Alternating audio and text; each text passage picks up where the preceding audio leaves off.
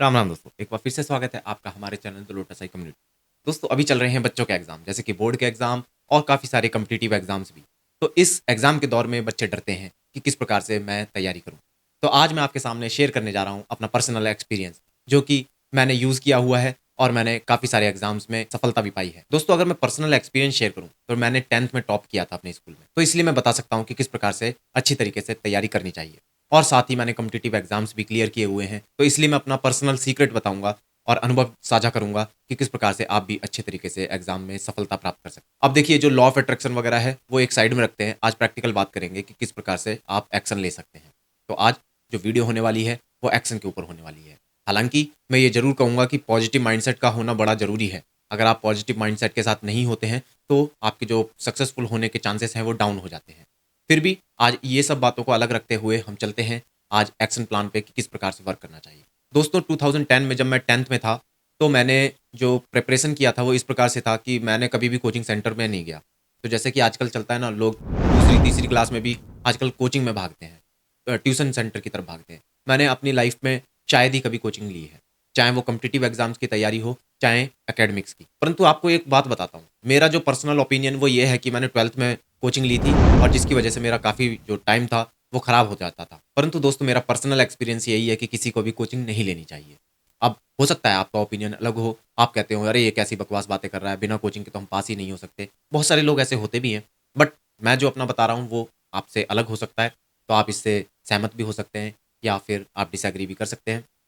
तो मैंने 10th में कभी कोचिंग नहीं ली। अब उसमें क्या होता है, मैंने क्या किया था, कुंजी आती थी, आपको पता होगी। शायद नंदलाल वगैरह की कुंजी आया करती थी 2010 में। अब मुझे बहुत टाइम हो चुका है तो याद भी नहीं है। तो उसको मैंने लिया, मैथ की प्रैक्टिस किया और जो लास्ट में आपको पता होगा एनसीईआरटी में पीछे आंसर्स दिए होते हैं, तो मैं क्वेश्चन करता था, एनसीईआरटी के पीछे आंसर चेक करता था, आंसर आ जाता था।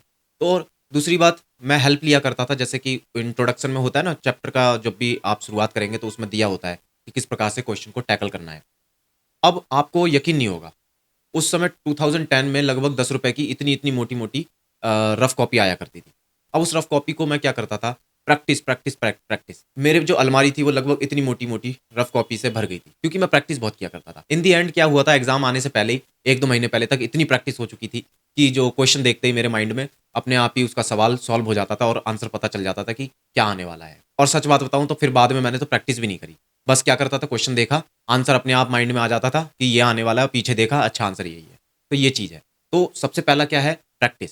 बिना प्रैक्टिस के कभी कुछ नहीं हो सकता। आज के टाइम पे तो यूट्यूब है, इंटरनेट है, आप 10 तरीके की चीज़ें कर सकते हैं। हमारे टाइम पे शायद नहीं था। मेरा मतलब इतना एक्सेसिबल नहीं था। हमारे पास इतने ज़्यादा रिसोर्सेज़ नहीं थे। तो ना ही 2010 में जो 9th-10th में जब कर रहा था, क्योंकि मेरे पास जो सबसे पहला फ़ोन मिला था वो 10th पास करने के बाद ही मिला था। तो सोचिए उस समय तो इंटरनेट और वो सारी चीज़ें भी तो नहीं होती थी। और फिर इंटरनेट भी काफ़ी महँगा हुआ करता था। तो ये सब बातें रहीं अलग। तो सबसे इम्पोर्टेंट क्या था कि मैं फ़ोकस होके अपनी प्रैक्टिस पे करता था। अब माइंड जो है थोड़ा ख़राब भी हो जाता था, अरे यार एक ही सवाल का आंसर ही नहीं आ रहा है। ठीक है, आधे घंटे मैंने किया, 10 मिनट किया, जो भी है, उसके बाद मैंने गैप ले लिया। उसके बाद दोबारा मैं आऊँगा थोड़ा-सा फ्रेश होके और फिर फ्रेश मूड के साथ मैं शुरुआत करूँगा, तो दोबारा से टैकल करने पे वो आंसर सॉल्व हो जाएगा। और मैंने आपको बताया है कि हेल्प लेता था मैं पीछे के क्वेश्चन से और जो क्लास में कराया जाता था, इस तरीके से मैं हेल्प ले लिया करता था। तो दोस्तों जो मैंने बताया कि प्रैक्टिस बहुत ज़्यादा इंपॉर्टेंट है, बट आजकल मैं देखता हूँ लोगों को प्रैक्टिस ही नहीं आती है, वो करते ही नहीं है, क्लास में भी नहीं पढ़ते और इस तरीके से वो फेल हो जाते हैं। फिर आप दोष देते हैं कि फलाने की वजह से मैं फेल हो गया, इसकी वजह से हो गया, तो ये सारी चीज़ें तो अलग है। अब दूसरी बात, आपको एक बात बताता हूँ, मैंने आज तक कभी भी 50 बुक नहीं ली। एक बुक ले लो, उसी को 10 बार प्रैक्टिस कर लो, क्योंकि कभी ऐसा नहीं हो सकता कि 10 बुकों से सारी चीज़ आप पढ़ के चले जाओगे। एक बुक आपने पढ़ लिया, हो सकता है सारे क्वेश्चन उसमें से नहीं आए। आप देखिए ना, टाइम और एनर्जी देखिए कि किस प्रकार से आपका टाइम और एनर्जी सेव करके ज़्यादा आउटपुट आप ले सकते हैं। अब मान लीजिए मैंने 10 बुक ले ली, अब मैंने 10 बुक में बहुत सारा एनर्जी और टाइम वेस्ट किया, लेकिन आंसर क्या आया, सिर्फ 10 नंबर बढ़ गए। तो उन 10 नंबरों को बढ़ाने की कोशिश ना करें। तो बेटर यही होगा कि आप कोशिश करें कि 10 बुक्स को पढ़ने के बजाय एक ही बुक को 10 बार पढ़ लें। अब जैसे कि मैं आपको बताता हूँ, सीजीएल में मैंने जब इंग्लिश की तैयारी करी थी अपने दोस्त के साथ बैठ के, तो हाँ, एक और चीज़, आप अपने दोस्तों को अच्छी तरीके से चूज़ कर लें। बेटर ये है कि अगर आपके पास अच्छे दोस्त नहीं हैं, तो अकेले तैयारी करें, क्योंकि बुरे दोस्तों के साथ होने के बजाय इससे अच्छा तो यही है कि आप अकेले रह जाएँ। अकेले चलें, वो ज़्यादा बेटर है। हाँ, लेकिन अगर अच्छे दोस्त मिल जाएँ तो वो तो बहुत ही अच्छी बात है, बट अगर नहीं मिलते तो अकेले चलें तो वो ज़्यादा बेटर है। अब दूसरी बात क्या थी, मैंने आपको बताया कि जब मैं सीजीएल में तैयारी कर रहा था, शायद 2017 या 18 की बात है ये, तो उस समय नीतू सिंह की एक इंग्लिश की बुक आती है, शायद आपको पता होगा जो तैयारी करते हैं, पैरामाउंट करके, तो वो काफ़ी फेमस बुक है। तो मैं जब इंग्लिश की तैयारी करता था, तो उसमें क्या होता था, मेरे को इंग्लिश बार-बार मैं रूल्स इतने सारे ग्रामर के कौन याद करे, रटते थे और भूल जाते थे। तो मैं कहता था यार करूँ क्या मैं इसको? तो मेरा एक दोस्त होता था, तो मुझे याद आ गई। अच्छा उसमें क्या था, वो इंग्लिश के रूल्स बड़े अच्छे तरीके से याद कर लिए थे उसने, और मैं जब भी उससे पूछता यार क्या करूँ? तो कहता प्रैक्टिस कर। तो लगभग आप यकीन नहीं करोगे, मैंने उसे 7-8 बार या 10 बार शायद पढ़ लिया होगा। यानी एक ही बुक को 10 बार रिपीट करके मैंने उसको याद कर लिया। और शायद फिर मेरे हिसाब से मेरे जो नंबर थे इंग्लिश में 150 प्लस से ऊपर आए थे। और मैथ में मैंने आपको बताया ही था एक वीडियो में कि किस प्रकार से तैयारी करी। राकेश यादव जी की एक बुक आती है शायद 7300, तो उस मैथ्स की बुक को लेके मैं पूरे दिन प्रैक्टिस किया करता था। लगभग डेली का टारगेट मैंने आपको बताया था कि 100 का टारगेट होता था। इस तरीके से हम कर पाते हैं। और सबसे इंपॉर्टेंट चीज़ है, आप अपना एक एनवायरनमेंट बनाएँ। मैंने क्या किया था, थोड़ा-सा एक रूम ले लिया था। वो बहुत सस्ता रूम था, तो उसमें मैं और मेरा एक दोस्त था, वो प्रैक्टिस किया करते थे। जो मैं ये बता रहा हूँ कॉम्पिटिटिव एग्ज़ाम की, मैंने एकेडमिक्स के लिए नहीं बता रहा हूँ। एकेडमिक्स में जैसे 10th और 12th के जो बच्चे हैं, वो इस तरीके की चीज़ें अफ़ोर्ड नहीं कर सकते। उस समय मैं कॉलेज में था, कॉम्पिटिटिव एग्ज़ाम की तैयारी करता था, घर से 1000-2000 रुपए ले लिए। अब तैयारी करते थे, उसमें हम करीब हमारा टारगेट होता था कि इस रूम में हम 9 बजे आ जाएँगे और हम लगभग 5-6 बजे तक बैठेंगे। और बीच में थोड़ा-सा चाय के लिए हमने गैस-वैस रख लिया था। तो ये सारी चीज़ें हमने की और तैयारी करते रहे। हमारा टारगेट होता था कि हम उठेंगे नहीं। अब दोस्त जब आपके जो फ़ोकस वाले होते हैं ना, तो आपको बहुत बेनिफिट मिलता है। मैंने बताया, कभी-कभार मेरा मन करता था यार लेट जाऊँ, सो जाऊँ, लेकिन जब सामने वाले दोस्त को पढ़ते हुए देख रहा हूँ, तो फिर मेरे अंदर भी रहता है यार नहीं अभी तो ये पढ़ रहा है। अच्छा मैं पूछता था कितना कर लिया तूने? मैंने इतने कर लिए। अच्छा मैंने कितने कर लिए? इस तरीके से चलता था। जब उसका लेटने का मन कर रहा है, तो हम पढ़ रहे हैं तो इसलिए वो भी रुक जाता था। इस तरीके से अच्छे से पढ़ाई हो पाती है। तो अभी क्या चीज़ मैंने आपको बताया? फ़ोकस होके पढ़ाई करनी है, अच्छे दोस्त बनाने हैं और फिर आपको प्रैक्टिस करनी है। 10 बुक्स तरह-तरह की ना खरीदें, एक ही बुक लें और अच्छे तरीके से उसको प्रैक्टिस करें।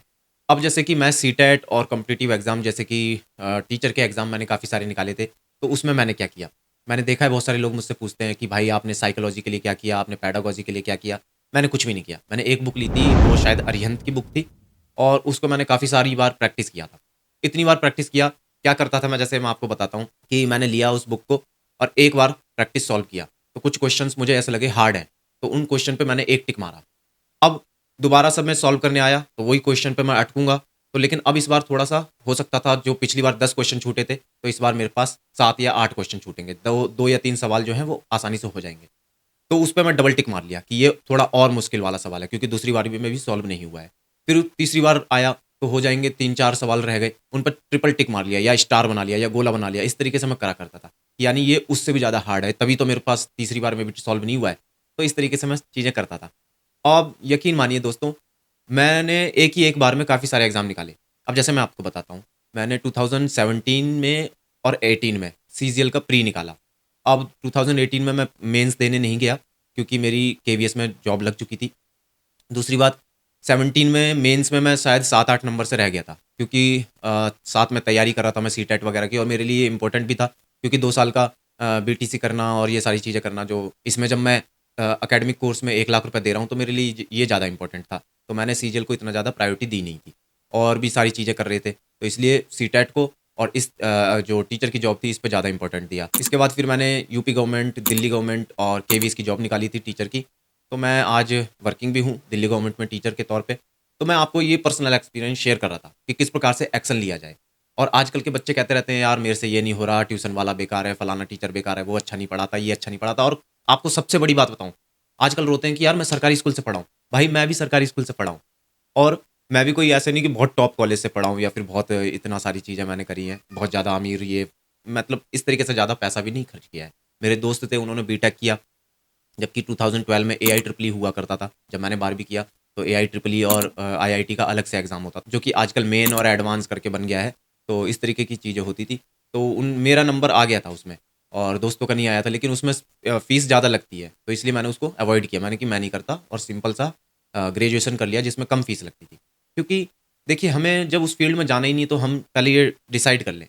और आपको एक और अच्छी बात बताऊँगा, साथ ही मेरे जो छोटे भाई-बंधु हैं, जो कि अभी पढ़ रहे हैं, 10th-12th कर रहे हैं, उनसे मैं कहना चाहूँगा दोस्तों, किसी दूसरे के कहने में ना आएँ और अपना डिसाइड करें कि आपको क्या करना है। जैसे मैं 2010 में टॉप किया था, तो लोग कहने लगे भाई साइंस साइड बहुत ऊपर होता है, उससे नीचे कॉमर्स होता है, उससे नीचे आर्ट होता है ना? तो साइंस साइड लेनी चाहिए, इस तरीके की बातें करते थे। बट आज जब मैं देखता हूँ, तो मुझे लगता है कि शायद मेरे को आर्ट साइड लेनी चाहिए थी, क्योंकि मेरा इंटरेस्ट उसी में था। लेकिन ठीक है, मैं जो हूँ ठीक है, क्योंकि मैंने अच्छे से पढ़ाई की है, साइंस में अच्छा से बैकग्राउंड है, तो मुझे नॉलेज भी है। ऐसा नहीं कहूँगा कि भाई बेकार हो गया वो सब चीज़ें। लेकिन हाँ, अगर मैं आज के हिसाब से अपने पीछे वाले को गाइड करना चाहूँगा तो मैं यही कहूँगा कि भाई आप आर्ट साइड ले लें। ऐसा कुछ नहीं होता कि साइंस टॉप है और ये फलाना नीचे है, ऐसा कुछ नहीं है। ये सब तो एक मिथ है, फालतू की बातें हैं। तो उस समय मैंने दूसरों के चक्कर में आके कि भाई हाँ, उन्होंने पुश किया और हर एक व्यक्ति यही चाहता है कि मैं अपने लिए बेस्ट करूँ। तो मैंने भी सोचा कि हाँ यार, बेस्ट है तो साइंस ले लेते। तो और फिर देखिए एक मिस्टेक और बताता हूँ। 2012 में जब मैं 12th कर रहा था, तो मैंने क्या किया, क्योंकि सभी लोग कोचिंग कर रहे थे, सब लोगों ने ये हौवा-सा बना दिया कि भाई बिना कोचिंग के नहीं होगा, तो मैं कोचिंग करने लगा। सुबह से लेकर शाम तक कोचिंग, स्कूल ये सब करने के चक्कर में मुझे कभी भी सेल्फ स्टडी का टाइम नहीं मिला। तो सबसे इम्पोर्टेंट जो था सेल्फ स्टडी, जो मेरा जो की था, क्योंकि उसी से मैंने 10th में भी और बाकी आगे के जो एग्ज़ाम्स थे वो इसी से निकाले। तो सेल्फ स्टडी का टाइम नहीं मिला मुझे और इसलिए मेरे जो नंबर थे वो बहुत कम रह गए। मैं एकेडमिक्स में पीछे चला गया। लेकिन जब आगे मुझे यही चीज़ सीख मिली, जब उसी चीज़ में आगे बढ़ा, तो मैंने आज तक कभी भी कोचिंग नहीं ली। तो इसलिए मुझसे लोग पूछते भी, "अरे यार कैसे कर लिया, कोचिंग क्यों नहीं करी?" क्योंकि भाई आप करते ही नहीं हो ना, फ़ोकस ही नहीं हो। आप 10 तरीके की शॉर्ट्स देखते हो, इंस्टाग्राम देखते हो, फलाना चीज़ें देखते हो, माइंड का फ़ोकस बिगड़ जाता है। तो आप कीजिए, अच्छे से मुझे लगता है आप सफल हो जाएँगे। दोस्तों wish you all the best. भगवान श्री राम जी आप सभी को सफलता प्रदान करें और मैं चाहूँगा कि आप सभी लोग सफल हों और अपने-अपने मंजिलों को प्राप्त करें, ताकि आप जब अपने लाइफ़ में आगे बढ़ें, तो देखें कि हाँ, एक अच्छी गाइडेंस मिली थी मुझे। तो दोस्तों, यदि आपको ये वीडियो पसंद आई हो तो इस वीडियो को लाइक कीजिए, अपने दोस्तों के साथ भी इस वीडियो को शेयर कीजिए और हमारा चैनल सब्सक्राइब करना ना भूलें। ठीक है दोस्तों, मिलते हैं अगली वीडियो में। राम-राम।